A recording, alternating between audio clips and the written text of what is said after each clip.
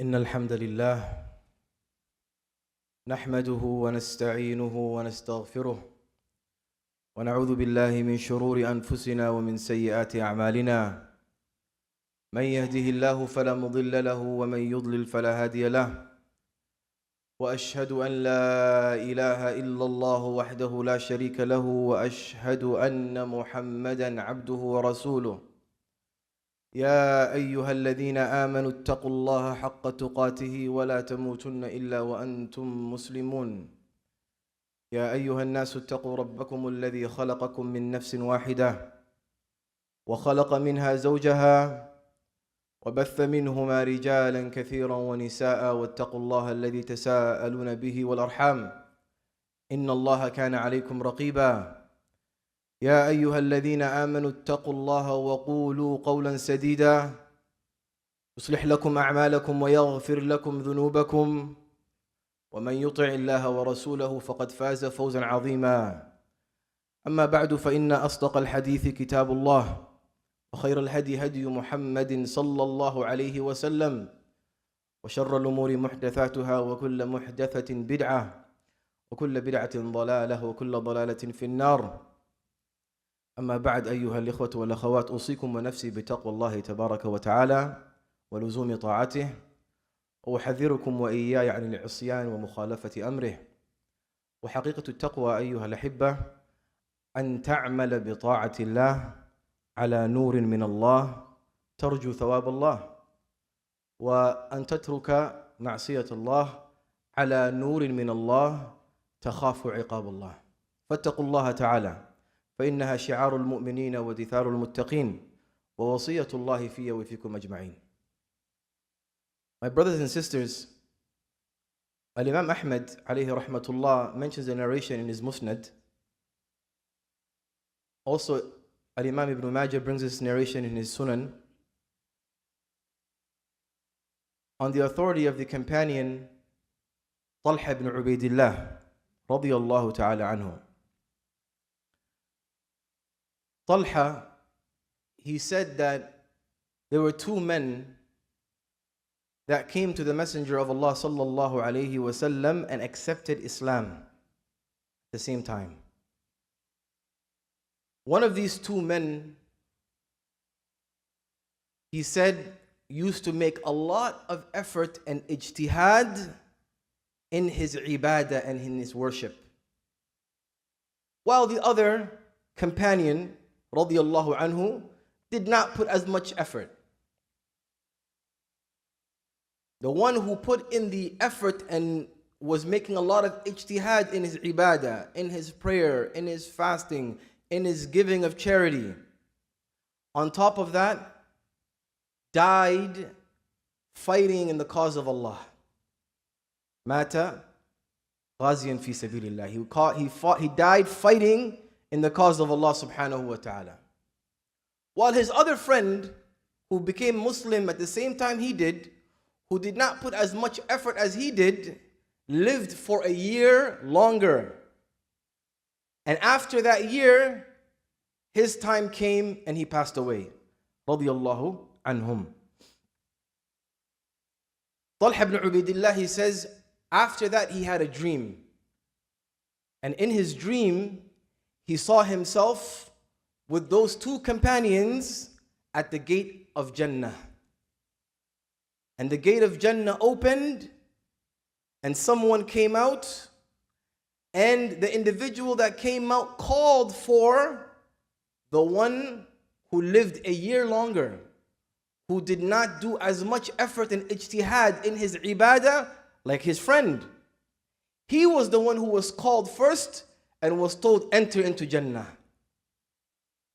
And when he entered into paradise, then the caller called the second man, who was the one who put in the effort and died fighting in the cause of Allah. And he was told and he was admitted to enter into paradise. And Talha said, when I attempted to enter, I was told it is not your time. And then he said, I woke up from my dream. Then he began to tell some of the other companions from his friends about this amazing dream that he saw.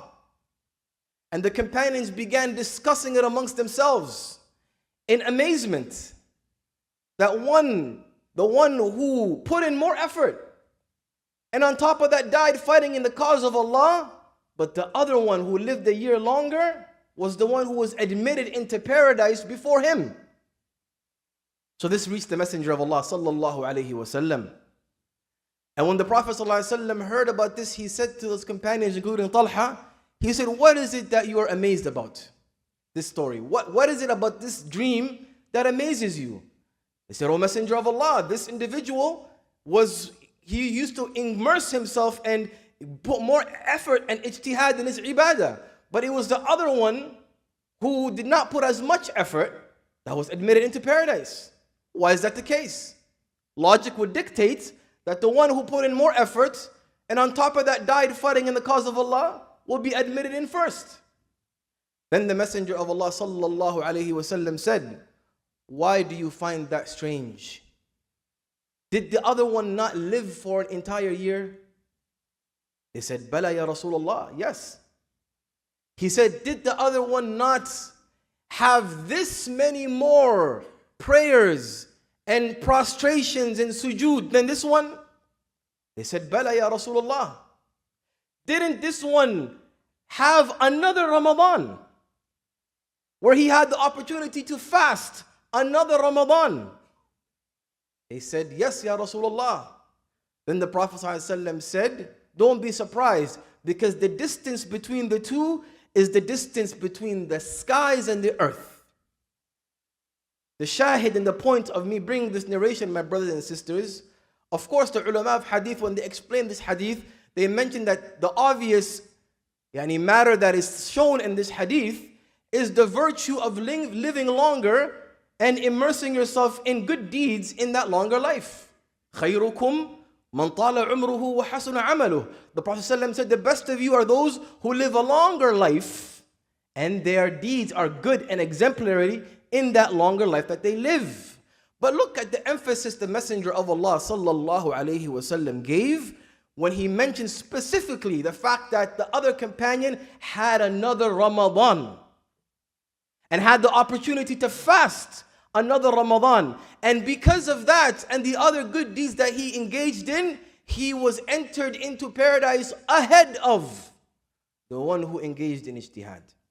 My brothers and sisters, being alive, just simply being alive in the month of Ramadan is a blessing that sometimes we don't give awareness to or we don't think about. We don't take it into consideration, the fact that Allah has blessed you to be alive, to have an opportunity to fast another day. The fact that you are alive, that you have the opportunity to pray another day. The fact that you have a chance to make sujood another day. The fact that you have a chance to give in sadaqah for another day is a blessing that sometimes we don't take into consideration. In my masjid, my brothers and sisters, the Ottawa Masjid in Ottawa, just from the beginning of Ramadan, from the first day of Ramadan until this day, today we're in the 21st of Ramadan, we have prayed over 17 people. Some of their ages ranging at the age of 90, and some of them were infants that were just born, and everything in between. 17 people that we prayed over just from the beginning of Ramadan, day one until now. I'm not talking about last month. I'm not talking about the month before that, because we had a lot of janazas. Allah subhanahu wa ta'ala has written for them to go at that time. And you cannot delay, and you cannot add even a second to the time that Allah has given you. But the blessing that Allah has blessed you and I, that we're still alive to take advantage of what is left of this blessed month of Ramadan, is something that I want each and every one of us to just think about for a second and ask ourselves, how am I capitalizing and benefiting on this extreme beneficial ni'mah that Allah has gifted me with, being alive in the month of Ramadan? We ask Allah subhanahu wa ta'ala to make us from those who capitalize from what is left of the month of Ramadan. We ask Allah subhanahu wa ta'ala to give us the tawfiq and the success and the ability to capitalize on what is left of this blessed month. أقول ما سمعتم وأستغفر الله العلي العظيم لي ولكم ولسائر المسلمين والمسلمات من كل ذنب فاستغفروه إنه هو الغفور الرحيم.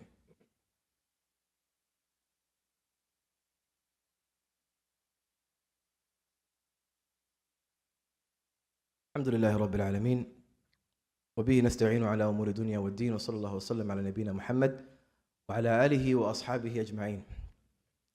My brothers and sisters, today is the 21st of Ramadan. Allah has blessed us with fasting, qiyam, giving in charity, helping others, feeding people iftar, and all of these opportunities that we have had in the first 20 days of this blessed month.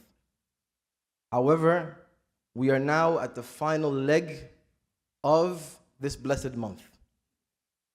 And consider this to be the most important part of this blessed month, the most important part of this race towards doing that which is khair. What is past is past. Whatever khair that we did, we sincerely ask Allah to accept it from us. And what is left is upon us to maximize, to capitalize, to take advantage. How is it possible, my brothers and sisters, that a person is blessed with this month of Ramadan as an opportunity for the rahmah of Allah subhanahu wa ta'ala to come down on them and for them to be forgiven, and they don't take advantage? These are ahadith that we've been hearing throughout the month. The Messenger of Allah sallallahu alaihi wasallam, he said, when the month of Ramadan begins, the gates of paradise are opened, the gates of the hellfire are closed. The shayateen and the most evil of the devils that would encourage and push you and entice you to do acts of evil are chained up and are locked up. Every single night there's a caller that is calling. Every single night Allah subhanahu wa ta'ala frees from the hellfire people's necks. There's a caller that calls telling the people, "Oh, you who wants to do good, come forward. Ya baghi al-khair, aqbil. Wa ya baghi al-shar, aqsir." The fasting that you're engaged in right now is a means of your sins being forgiven if you do so sincerely and expect the reward from Allah. The qiyamul layl that you pray at night is a means of your sins being forgiven if you do it sincerely for Allah and expect the reward from Allah. All of these opportunities that we have, and now we are at the final leg of the race where we are told by the Messenger ﷺ, seek out Laylatul Qadr in the last 10 of Ramadan. تحروا ليلة القدر في العشر الأواخر من رمضان كما قال النبي صلى الله عليه وسلم. And Aisha radiallahu anha, she said about her husband, our Messenger sallallahu alayhi wa sallam, إِذَا دَخَلَ الْعَشْرِ أَحْيَا اللَّيْلِ وَأَيْقَظَ أَهْلَهُ وَجَدَّ وَشَدَّ الْمِئْزَرِ. When the 10 nights would begin, he sallallahu alayhi wa sallam would give life to his night. He would be up all night in prayer, in ibadah. He would wake up his family, his children and his wives. And he would put extra effort. He would tighten his belt. Whether tightening the belt means that he puts in an extra effort or it's an expression to show that he would stay away from intimacy with his spouses, he would lock himself in these last 10 in ibadah, because within it is one night that is better than 1,000 months. And the Prophet sallallahu alaihi wasallam himself told us, "Man hurima khayraha faqad hurim." Whoever is prevented from the khair, from the good of this blessed night, you are indeed the one who's prevented. There's no greater loser than one who has all of these opportunities to be forgiven. And the month of Ramadan comes to an end, and they're still in the same condition that they were at the beginning. Do not allow yourself. I ask you and I ask myself by Allah, don't allow ourselves, let us not allow ourselves to be in the same condition at the end of the month of Ramadan. So that we end up, wal-iyadu billah, being from those who are mahroomin, haqqan, that they are truly prevented. They are the biggest losers, that they are not forgiven in this blessed month of Ramadan. You all know the hadith when the Prophet ﷺ got on the minbar and the companions saw him saying Ameen 3 times. And when they asked, Ya Rasulullah, what is that about? Why are you saying Ameen? And the Prophet ﷺ said, Jibreel came to me. And one of the du'as that he made was, a person who Ramadan comes and goes and they are not forgiven, may their nose be dragged in the dirt, may they be humiliated. Say Ameen. And the Messenger sallallahu alaihi wasallam said, Ameen. A dua that is made by the greatest of angels, and the Ameen is being said by the greatest of human beings. What a loser you are if you don't capitalize. Pray your more salah. Make it a point not to miss Qiyamul Layl. Make it a point, brothers and sisters, to ensure that you're sincere in your fasting. Make it a point to do extra good deeds. Feed those who are eating iftar, because that is a reward that is written for you without their rewards being diminished, as the Prophet ﷺ mentioned. Give in sadaqah. You're alive. You're breathing and you're living. You have the chance to give. Allah says, وَأَنفِقُوا مِمَّا رَزَقْنَاكُم مِّن قَبْلِ أَن يَأْتِيَ أَحَدَكُمُ الْمَوْتِ فَيَقُولَ رَبِّي لَوْلَا أَخَّرْتَنِي إِلَىٰ أَجَلٍ قَرِيبٍ فَأَصَّدَّقْ وَأَكُن مِّنَ الصَّالِحِينَ وَلَن يُؤَخِّرَ اللَّهُ نَفْسًا إِذَا جَاءَ أَجَلُهَا. Allah says, give, and give in sadaqah. Whatever Allah has given you from the virtues and the blessings that Allah has given you before death comes upon you. And at that time when you're dying or you're dead, you will plead and you will ask, oh Allah, allow me to live for a single moment so that I can give in sadaqah, I can be from the righteous, I can pray, I can do more ibadah. But Allah says you will get no extension. There is no overtime, there's no extra time, there will be no extension. If your buzzer goes off, if the clock is over for you, that is it. So while you're still breathing and your heart is still pumping and you're still alive, don't allow yourself to miss out on the opportunity to give in sadaqah, to pray more, to engage in more ibadah, and let it be an opportunity for you to get closer to Allah and for it being a means for us to enter into paradise. May Allah subhanahu wa ta'ala give us the tawfiq and the success to capitalize on what is left of this blessed month. We ask Allah subhanahu wa ta'ala to accept all of our good deeds. We ask Allah subhanahu wa ta'ala to accept all of our fasting, our giving of charity, the fasting that we're doing in this blessed month. We ask Allah subhanahu wa ta'ala to forgive us of our sins. Sallu wa sallim ala khatim al-anbiya wal mursaleen. Allahumma salli wa sallim wa barik ala abdika wa rasulika Muhammad wa ala alihi wa sahbihi ajma'in. Warda Allahumma ani sahabati wa tabi'in wa tabi'ihim wa man tabi'ahum bi ihsanin ila yawm ad-din. Allahumma a'izz al-islam wal muslimin wa adhill ash-shirka wal mushrikeen wa ansur ibadaka al-muwahhidin waj'alna min ansar ad-din. Allahumma man aradana wa arada al-muslimina bi su'in fashghilhu bi nafsihi. Allahumma rudda kaydahum fi nuhurihim واجعل تدميرهم في تدبيرهم يا سميع الدعاء. اللهم كن لإخواننا المستضعفين في غزة. اللهم كن لهم عونا ونصيرا. اللهم كن لهم عونا ونصيرا. اللهم تقبل شهداءهم. اللهم اشف مرضاهم. اللهم ارحم موتاهم. اللهم أطعم جائعهم. اللهم أطعم جائعهم. اللهم داوي جرحاهم. اللهم انصرهم على عدوك وعدوهم. اللهم عليك بالمحتلين الغاصبين فإنهم لا يعجزونك. اللهم إنهم قد طغوا في البلاد وأكثروا فيها الفساد. اللهم صب عليهم صوت عذاب.